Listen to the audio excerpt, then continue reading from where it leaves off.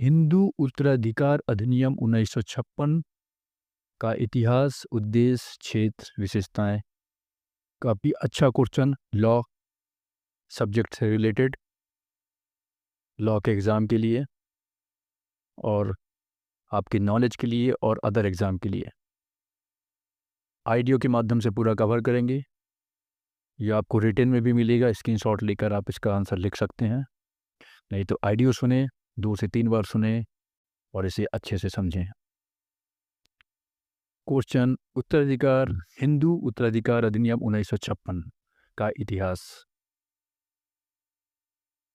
हिंदू उत्तराधिकार अधिनियम 1956 उन अधिनियमों में से है जिनसे हिंदू विधि से पैतृक संपत्ति तथा उत्तराधिकार संबंधी नियमों में महत्वपूर्ण परिवर्तन किए गए हैं। न्यायमूर्ति मुल्ला ने कहा है कि हिंदुओं की पैतृक संपत्ति एवं उत्तराधिकार द्वारा प्राप्त होने वाली संपत्ति से संबंधित विधि इतनी जटिल थी कि उसकी व्यवस्थाओं को समझना उसके रचयिता के अतिरिक्त अन्य व्यक्तियों के लिए बड़ा ही कठिन था।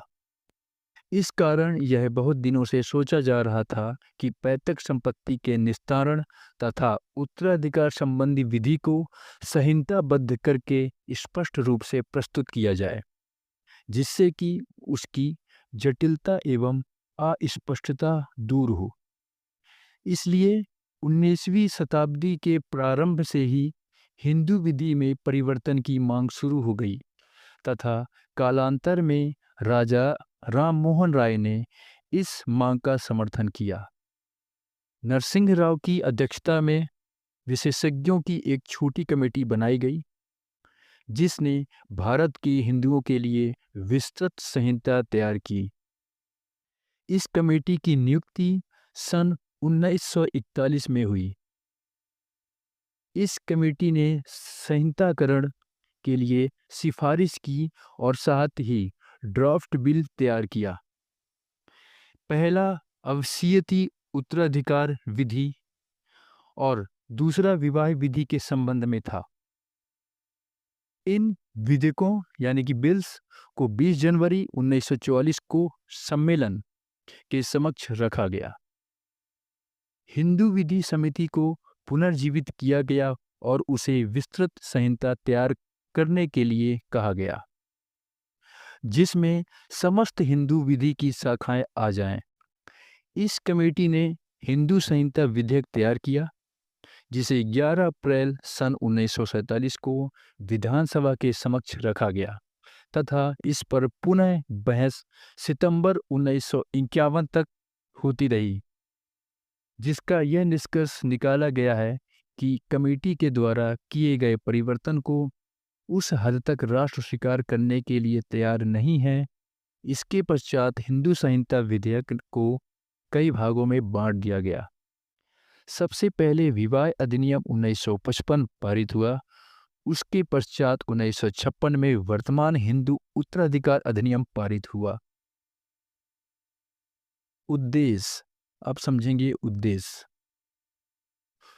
हिंदू उत्तराधिकार अधिनियम 1956 का उद्देश्य समस्त हिंदुओं के लिए एक ऐसी विधि पद्धति का निर्माण करना तथा संपत्ति के विषय में स्त्री पुरुष सभी को एक समान अधिकार प्राप्त करना है। साथ ही एक ऐसी सूची उत्तराधिकारियों की तैयार की गई है जो प्रेम और स्नेह के संबंधों पर आधारित है, धार्मिक योग्यता पर नहीं। हिंदू उत्तराधिकार अधिनियम 1956 के मुख्य उद्देश्य: पहला, बिना वसीयती की संपत्ति को उत्तराधिकार में पाने के लिए समस्त हिंदुओं के लिए एक समान पद्धति का निर्माण करना। दूसरा, लड़कियों को भी दाय का अधिकार देना, जो कि मूल हिंदू विधि की किसी भी पद्धति में प्रदत्त नहीं था। तीसरा, धार्मिक प्रभाव के स्थान पर प्रेम और स्नेह के आधार पर उत्तराधिकारियों की सूची का निर्माण करना। चौथा, रिवाज के द्वारा किसी विधि के विषय का निश्चय करने के बजाय विधि को लिखित पुस्तकों में विहित व्यवस्था के आधार पर प्रशासित करना। अब समझेंगे क्षेत्र, स्कोप।